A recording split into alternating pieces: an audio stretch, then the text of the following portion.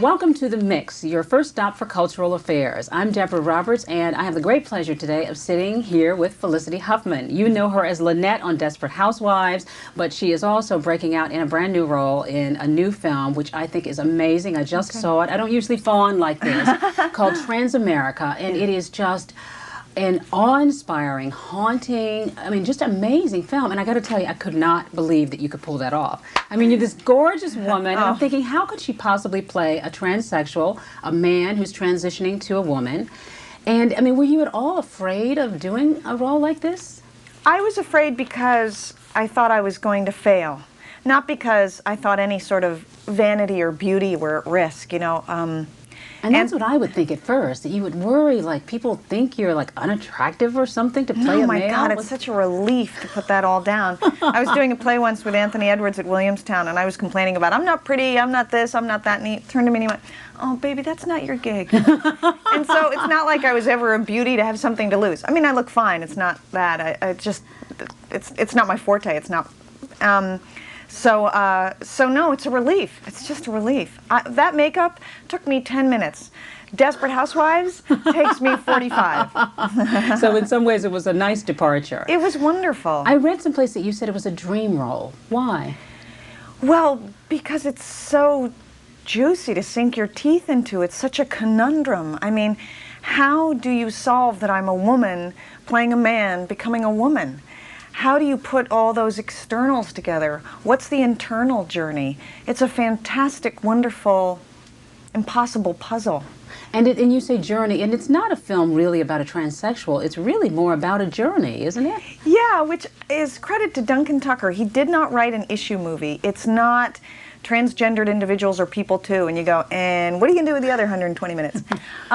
It's a story. And the fact that she's transgendered, I don't know if you found this, but sort of moves to the background within 5 or 10 minutes. After a while, it's universal. She's got crazy parents. Yeah. She makes a discovery in her life. She's kind of this uptight old aunt, sort of, and she's dealing with all those things that we all deal with, which is how do you become who you really are? Now, how do you do this? Because your voice was lowered like 2 or 3 octaves. Yeah. And, I mean, also the mannerisms. I mean, I've done interviews with transsexuals before, and you really nailed this. The self-consciousness about being feminine enough, and the way you walked, and you were always worried. And how did you do that, and how do you prepare for that? I tried to immerse myself in the world, in the transgendered world. I read every biography or autobiography I could find. I made sure that throughout the shooting I was always reading a book by a transgendered MTF, male to female, because they're such moving stories. I read every article I could find. I went to the libraries. I watched every documentary I could find. I went to transgendered conventions so I could observe a broad spectrum of different people. I worked with a woman who works with men becoming women. Her name's Danae Doyle, and I watched her coaching transgendered women, and then she coached me as if it was a foreign language.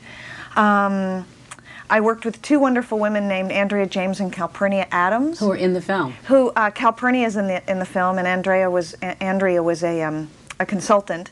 And they did everything from go through the script with me page by page to make sure it was authentic to, you know, telling me their stories. What was it like the first time you walked out the door dressed as a woman? When did you know? What was your family like? What's it like to try and speak in a voice that's not your own? So you just delved into all the research, and it really paid off. Now there's talk about a possible Oscar. Is that heartening? Is it scary?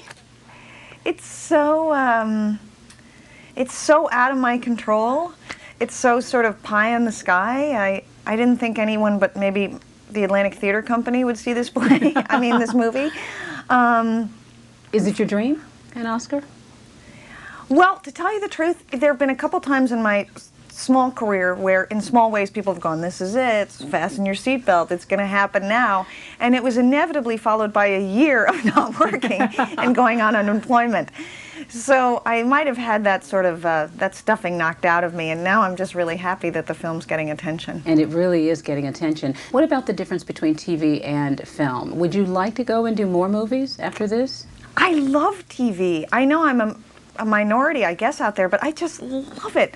I love going to work every day, and you see the same group of people. I love that every week we do sort of a one-act play. I love acting Mark Cherry's words. I just love it.